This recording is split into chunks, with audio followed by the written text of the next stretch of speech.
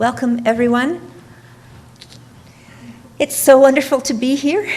I have been, as you all know, I've been running all the Zoom meetings, which means I've not been here, I've been home. And it's been just in the last week or two has been sinking in on me how I have been very much missing this connection of being here present with everyone. So it's a delight to be here today. It's a delight to be able to connect with everybody visually, 3 dimensions. This is the, woo! And welcome to all those in Zoom as well. Welcome, welcome. Our theme today is moving from chaos to order. And so I was kind of just trying to come up with what's an analogy for chaos. And I was looking on the internet and on the television and whatnot. And I saw something very interesting. I saw this thing, this game that this one culture engages in that was kind of puzzling. And what it was that they would get 2 sets of people and they would line up in a line facing each other. And then all of a sudden, they would just start to push each other and shove each other and run around, and sometimes they would even pile up on top of one another. And then all of a sudden they'd stop. And then they'd untangle themselves and they'd go back and they'd go stand in these 2 lines again. And then a minute or 2 later, bam, they'd be at it again, just running around and pulling and shoving each other and throwing each other on the ground. And I thought, whoa, you know, if you didn't know this was football, you would wonder, what the heck is going on?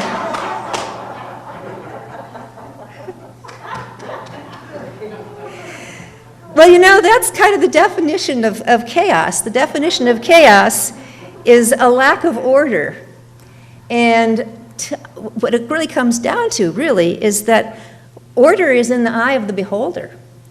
There are a lot of things that don't look like they make any sense to us. And yet there is an order underneath everything.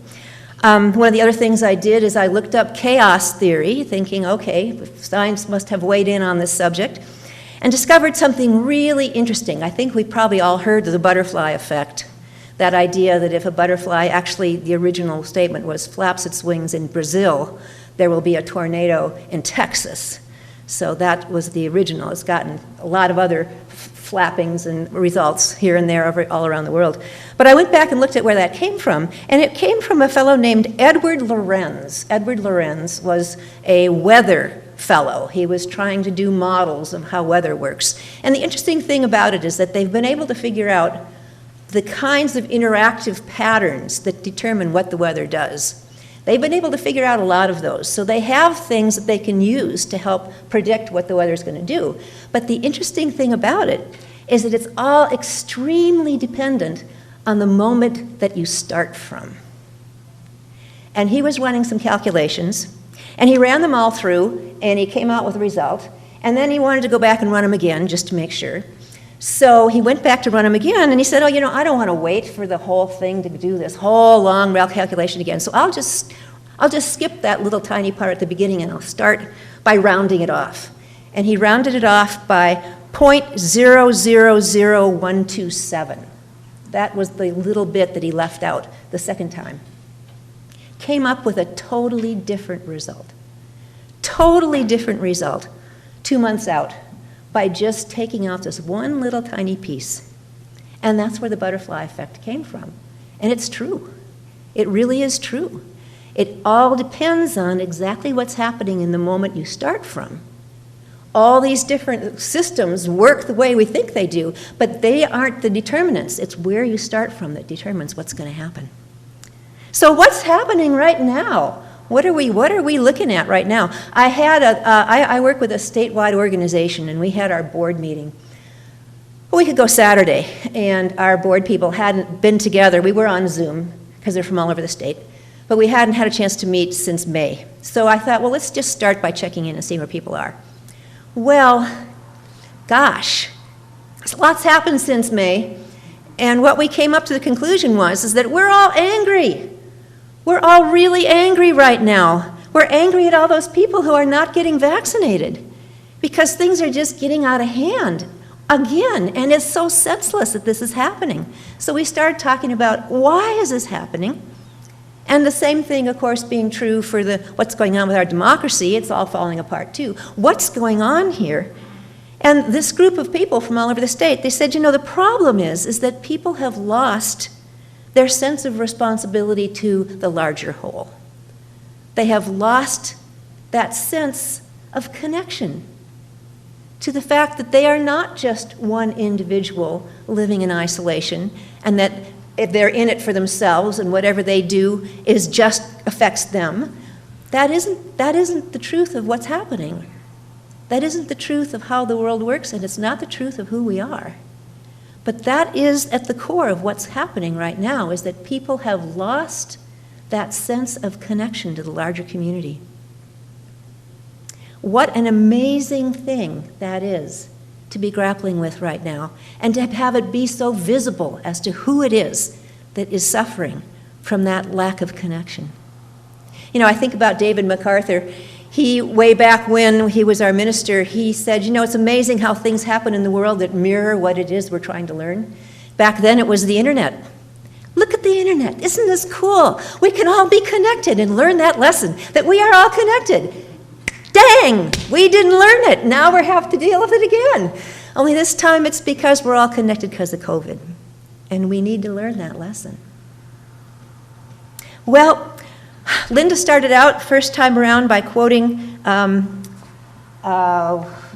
Martellowitz' definition of order. What is divine order? So I'm going to read it again because I think it's really important. People keep saying things that it's God's will, but wait. God is not a superhuman personality that imposes order.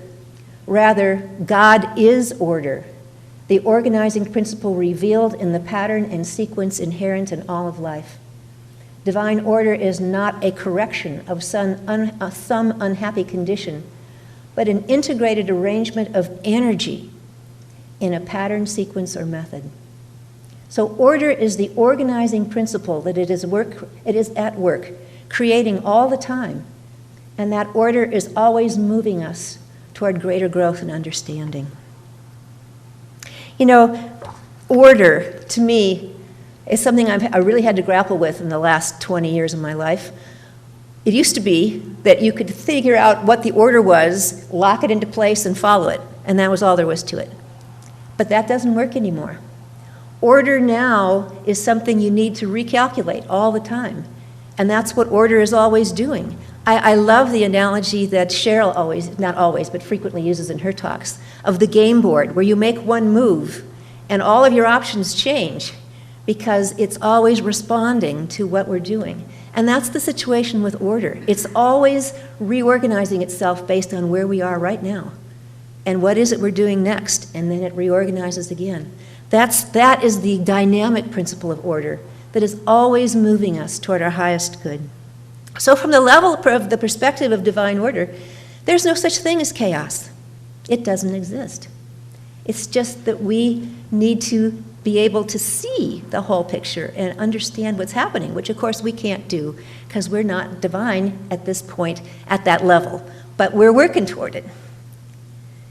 So how do we conceptualize this idea of divine order? Well, I was trying to think of how to do it, and to me, what it feels like, what resonates with me, is to think of divine order as being like a river, like the river in the song that we sang to start with. It's a river that lives in our heart of hearts with a knowingness of our highest good. And that river that lives in my heart, lives in your heart, lives in everyone's heart, and that flows in and through all of us all the time. And what happens from time to time, and we're in one of those times now, is that the surface of that river has a lot of turbulence in it, a lot of stuff going on the surface. But it doesn't change the fact that that current is there all the time, in us who know it's there, in those who don't know it's there. It is there, it is present in our heart of hearts. So what it is I think we're being called to do, and Evie said it and Tom said it too, we're being called to heal the separateness that everyone is feeling right now. We're being called to help be the force that reconnects those people, that helps them remember this river that flows. in their heart of hearts. You know, Einstein said, "The belief that we exist separate from each other is an optical illusion." It's just an optical illusion. We are all connected. You know, I heard about something in a Detroit newspaper that I just heard about this last week, thinking about, so how do we go about healing all of this? And it was an editorial the Detroit newspaper had put in, asking all those folks who've been vaccinated to convince all those folks who haven't been vaccinated that they should get vaccinated. And to back up their request, they also included 4 or 5 scientific studies that had all of the data that anybody would ever need to be able to present to somebody to say, look at this, see, look at all this data, this is something you should do. Well, I have to say, I don't think that's going to do it. And the reason I don't think it's going to do it is because we can't solve this problem up here. We can only solve this problem from our hearts. We need to be able to make those connections through our human river of understanding that flows among us. Arguing up here isn't going to do it. So we can be a force to create those connections. But we need to start from where we are right now. We need to acknowledge our own feelings and then go on from there. So I don't know if any of the rest of you are feeling any anger about all of this. But you know, there was a great passage in our Lent book about anger. It said, "I release anger. Anger can be a spiritual gift or a spiritual wound. How we respond to its presence creates a life of peace or a life of strife. Anger lets us know that something is wrong, either in our consciousness or in our outer world. Acknowledging it is healthy, but holding on to it is not." So we do. We need to learn to transform our anger into something positive. You know, I had a very early experience with the way that anger can come back on you. I don't know how many of you can relate to this, many of you I suspect, but back when I was in high school, the thing to do was you had to put rollers in your hair every night, you know, and then you slept on rollers. And there I was one night trying to get my hair into this roller, and it wasn't working. I was just, it would not do what I wanted it to do. I got so mad, I took my hairbrush and I slammed it against the wall with as much force and energy as I could possibly imagine. And for a second, it felt so good until it bounced off the wall and hit me in the head.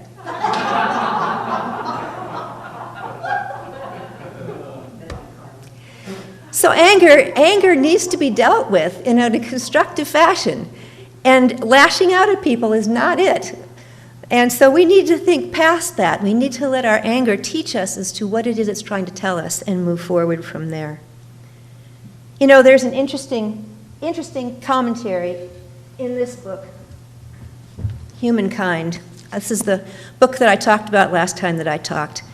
I love this book because it's written by a person who is not a person of faith, but he goes through and he cites through all of human history all of the evidence out there that we are a cooperative, friendly bunch of people. That is who we really are, and that the nature of ourselves is to cooperate, and that all the stuff that we've been told otherwise is all a lie, and he proves it all in here.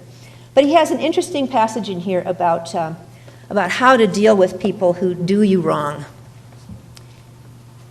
Like the Sermon on the Mount in Matthew 5, and here's a quotation from that.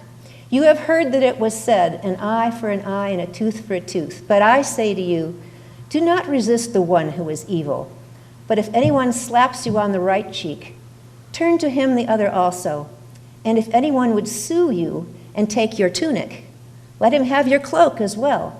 And if anyone forces you to go 1 mile, go with him 2 miles. Sure, you think, swell plan, Jesus, if we were all saints.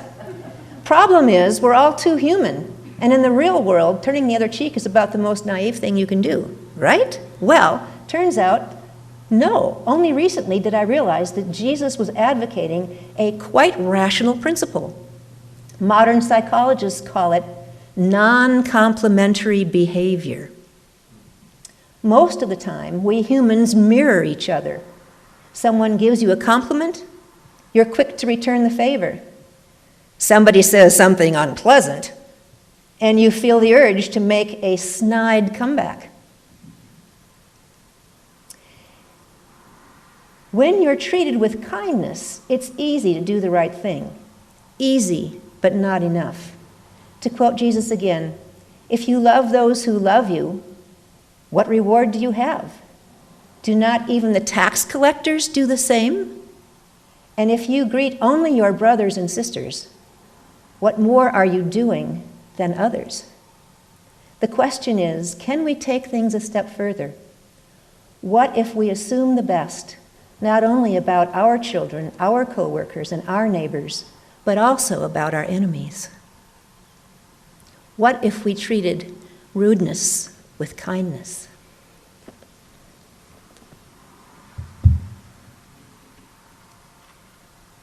So everything we do makes a difference. Everything we do, no matter how small, changes the point we're starting from as we head into the future. And we have the ability to do a lot of things that seem, in this moment, to be small, to be insignificant.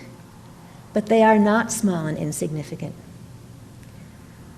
Everything that we do makes a difference. And you know, as Tom and Evie said, we have everything we need inside of us to be able to heal the world right now. Because we all have that river of knowingness within, that river of love and light, that connection to that infinite source of light and love. We all have that, and we know we have that. And that's all we need. For we are infinite beings connected to an infinite source. And we don't need to heal ourselves any further from where we are right now to begin to make a difference. There is one aspect of order, however, I'd like to bring up in terms of where to go from here, how to move forward from this moment in the best possible way we can. And that has to do with their definition of order in the 12 Powers book. Just a minute here. 12 Powers in You, their definition of order. Let me just read it to you here. Order is my ability to know what is important and to put my life in order. I begin to put first things first. I seek first the kingdom of heaven, spiritual consciousness and values, and then I add all things unto this. I put God first. Order helps me to establish and maintain worthy personal and social priorities. That power of order comes back to what is it that is most important in our lives. They go on to describe in 12 Powers book that analogy of taking a glass jar and putting rocks in the jar, and then putting pebbles in the jar, and then putting sand in the jar, and then putting water in the jar. And when you get done, you have a nice glass jar that's full of rocks and sands and pebbles and water, and you say to yourself, so that's my typical day right there. It's full. So the first thing that when they first showed this analogy, one of the people said, oh, of course, that's the whole point about how you can always fit more in. And the answer was, no, that isn't quite the point. The point is, whatever it is that is most important to you, those are the rocks that go in first. And so I'm going to ask you all today, if your spiritual practice is one of those big rocks that goes into your day first. I don't mean you have to do it first thing in the morning. I just mean that when you think about and plan out your day, is that one of the rocks around which everything else happens? Or is that one of those things that you kind of get around to if you have time? I would like to ask everyone today to Put that rock of spiritual practice in first. Do that going forward. Make that the rock, the biggest rock in your jar of what you do in a day. Because it makes a difference. It makes a huge difference. And we are the ones who know that. We are the ones who can make that difference. So there are, I think, 3 things that we can do to help be the connection that helps people remember that they have that river of knowingness within them. The first thing we can do is meditate and pray. I think the longer and the more that we have that time spent in connection with Spirit, the more that we are, as we've used the analogy before, putting those little drops of light into that collective consciousness and affecting the overall mix of what's going on out there. Second thing we can do, and Linda mentioned it last time, or when she was speaking, is practice gratitude. Gratitude for everything that we have in our lives, for the little and the big, for whatever it may be. Because when we come from a grateful heart, again, we are radiating that sense of connection and peace and love. And the third thing we can do is respond to people with kindness and love. That little butterfly effect of that kind act, we have no idea what that may do. But everything that we do resets where we're starting from and creates a different outcome down the road. And we have the power to do that. Because we are all in this together. We are all in this together, and if we ever had any question about it, we know it now from the pandemic. And if we ever had any question about it, we know it now from our spiritual practice, that we are all one. So to heal the country, we need to heal that separateness. We need to help make those connections real. We need to help people remember that we are all connected with this river within. There is a river in this heart of hearts with a knowingness of my highest good. Are you willing? Will you do your part? Where this river will never run dry. Namaste.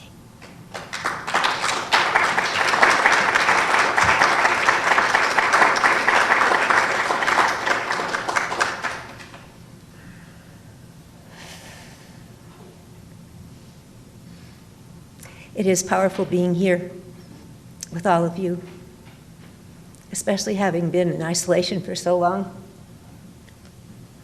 So thank you all. So let's do a little meditation, shall we? I just need to get my notes here 1 second. Pulled out all the stops. This time I even went back to the quest. Okay, so let's just allow ourselves to just relax onto the chair we're sitting on. Allow ourselves to just know that for the next few minutes that everything around us, all of our human parts will continue without our active attention, and that we can turn within. We can turn within to that quiet place inside.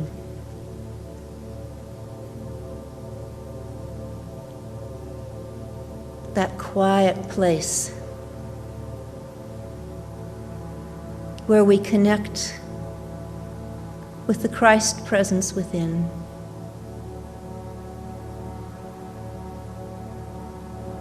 That place of stillness.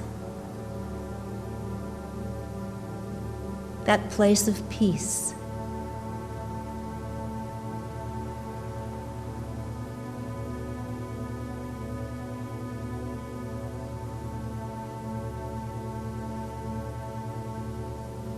We allow ourselves to just rest here for a moment.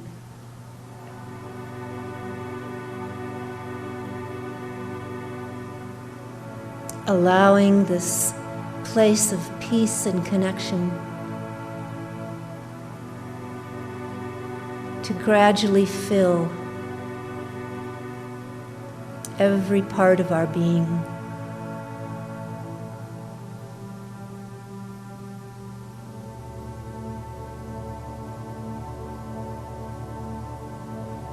For we are spiritual beings.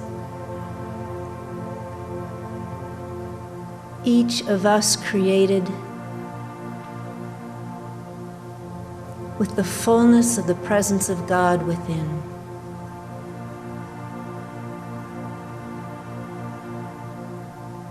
We are connected to this infinite source of light, of love, of peace,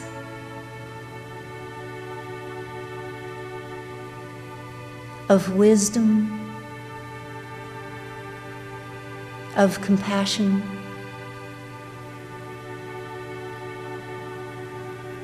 We have within us everything we need in this moment, in every moment, to be the light and love, to be that light and love of connection for each other and for all people everywhere.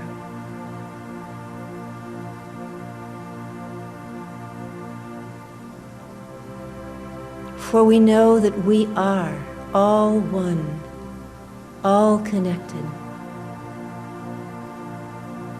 in this heart of hearts.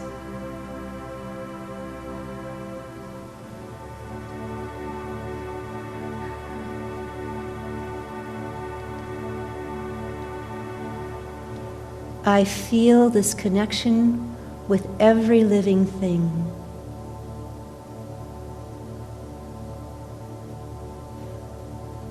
My heart is open to the oneness of the universe.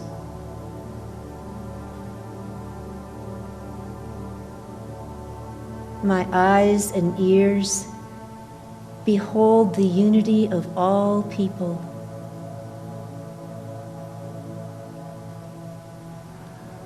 Their joy is my joy. Their pain is my pain, because we are part of each other.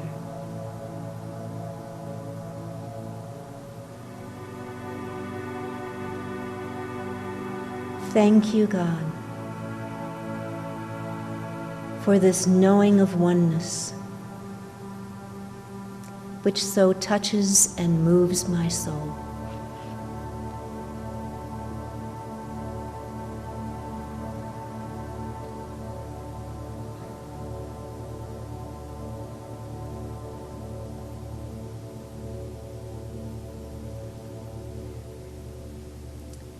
And so it is. Amen.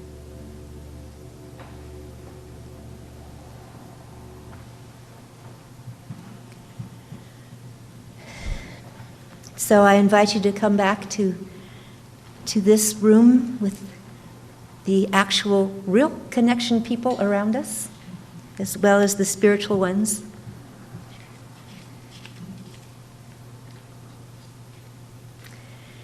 And it's time to say our prayer of protection.